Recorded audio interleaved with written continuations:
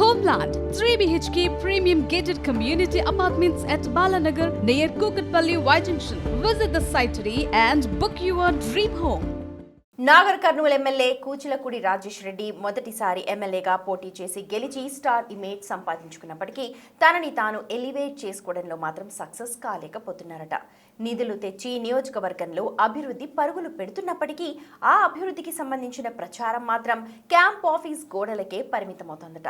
MLA చేస్తున్న అభివృద్ధి కళ్లకు కనిపిస్తున్నప్పటికీ దాన్ని సమర్థవంతంగా ఫోకస్ చేసుకోవడంలో మాత్రం ఆయన వెనకబడిపోతున్నారట. అసలు లోపం ఎక్కడుంది? ఎందుకని రాజేష్ రెడ్డి ఆ విషయంలో వెనకబడుతున్నారు?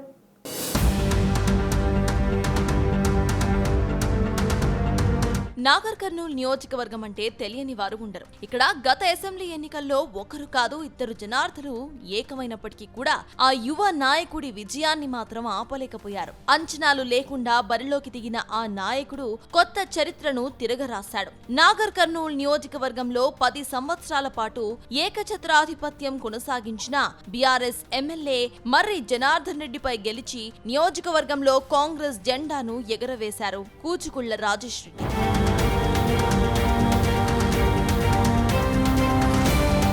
గత అసెంబ్లీ ఎన్నికల ముందు అనూహ్య పరిణామాల మధ్య బడా పొలిటీషియన్ మాజీ మంత్రి నాగం జనార్దన్ రెడ్డి కాంగ్రెస్ ను విడి బీఆర్ఎస్ లో చేరారు. 2 తెలుగు రాష్ట్రాలకు ఫైర్ బ్రాండ్ గా సుపరిచితులైన నాగం గత ఎన్నికల్లో మర్రి జనార్దన్ రెడ్డికి మద్దతుగా ప్రచారాన్ని నిర్వహించారు. ఇద్దరు జనార్దనులను కలిసి ఎన్నికల ప్రచారం చేసిన గులాబీ పార్టీకి పరాభవం తప్పలేదు. అప్పటికే నాగర్ కర్నూల్లో 5 సార్లు పోటీ చేసి ఓటమి పాలైన ప్రస్తుత కాంగ్రెస్ ఎమ్మెల్సీ కూచుకుళ్ల దామోదర్ రెడ్డి తనయుడు కూచుకుళ్ల రాజేష్ రెడ్డి మొదటిసారి ఎన్నికల బరిలో నిలిచి జనార్దుల హవాకు చెక్ పెట్టగలిగారు.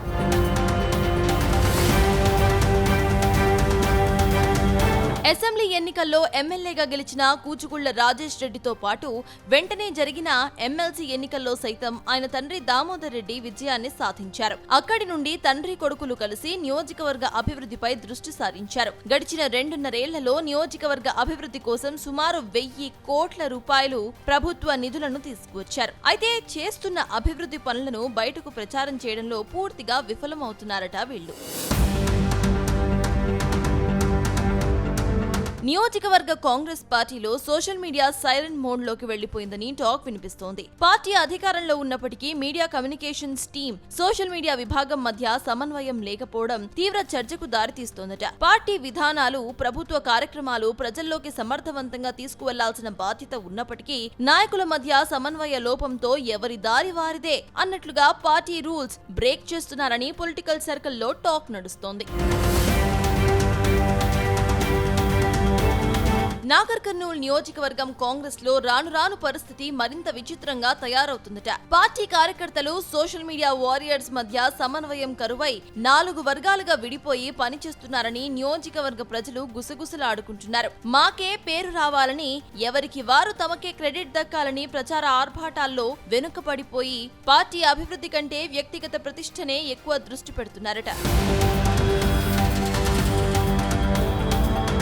ప్రభుత్వ పథకాలపై ప్రచారంలో విఫలమవడంతో పాటు కీలక సమాచారం, డేటా సేకరణ, నిర్వహణ వంటి ప్రాథమిక అంశాల్లో సోషల్ మీడియా నిర్లక్ష్యం స్పష్టంగా కనిపిస్తోంది. ప్రజలకు ఉపయోగపడే సమాచారం సోషల్ మీడియాలో ప్రచారం జరగడం లేదట. ప్రజలకు ఉపయోగపడే విధంగా కంటెంట్ రూపొందించాల్సిన సోషల్ మీడియా టీం ఆ దిశగా ఆలోచించకపోవడం పార్టీకి పెద్ద మైనస్ గా మారుతోందట. మరోవైపు బీఆర్ఎస్ సోషల్ మీడియాలో దూసుకుపోతున్న నేపథ్యంలో కాంగ్రెస్ నుంచి సమర్థవంతమైన కౌంటర్లు పడకపోతూ ఉండటంతో కాంగ్రెస్ శ్రేణుల్లో ఆందోళన వ్యక్తమవుతోంది. ప్రత్యర్థుల పోస్టులకు కౌంటర్ ఇవ్వడంలో పూర్తిగా విఫలమవుతుండటంతో సదరు ఇన్ఛార్జ్ల పనితీరుపై నియోజకవర్గంలో కరుడుకట్టిన కాంగ్రెస్ నేతలు మండిపడుతున్నారు. సోషల్ మీడియా వాడకంలో నాగర్ కర్నూల్ కాంగ్రెస్ టీం వెనుకపడిపోయిందని, కాలంతో పరిగెత్తుతూ సోషల్ మీడియాను ప్రమోట్ చేసేవారు లేకపోవటం పార్టీకి మైనస్ లా మారిందట.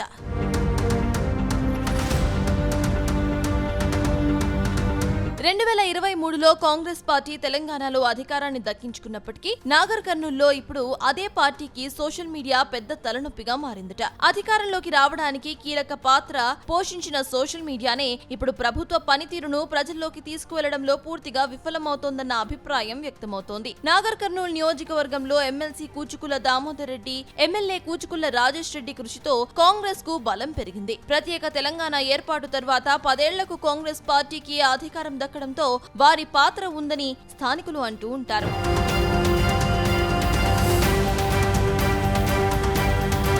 ఎమ్మెల్యే రాజేష్ రెడ్డి నియోజకవర్గ అభివృద్ధి కోసం కోట్ల రూపాయల నిధులను తీసుకువస్తూ పనులు చేపడుతున్నా వాటి ప్రచారం మాత్రం కనిపించడం లేదనే విమర్శలు గట్టిగా వినిపిస్తున్నాయి. ప్రభుత్వం చేస్తున్న పనులను ప్రజల్లోకి తీసుకువెళ్లాల్సిన మీడియా, సోషల్ మీడియా మధ్య పూర్తి స్థాయి సమన్వయం లేకపోవడం స్పష్టంగా కనిపిస్తోంది. నాయకుల నిర్లక్ష్య ధోరణి ఫలితం ఇవ్వలేని సోషల్ మీడియా టీం కలిసి పార్టీ ఇమేజ్ ను దెబ్బతీస్తున్నాయట.